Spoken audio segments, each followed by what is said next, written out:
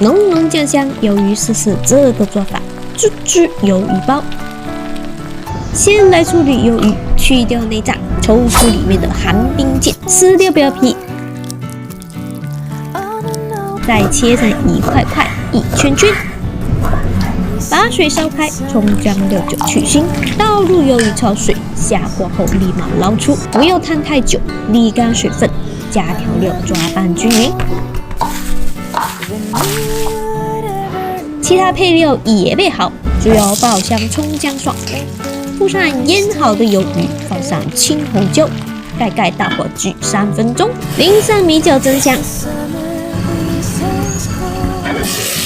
开盖撒上葱段，还有灵魂金不换，翻炒均匀，激发香味。下锅焗鱿鱼就完成啦！鲜美嫩滑、酱香入味的鱿鱼，开饭。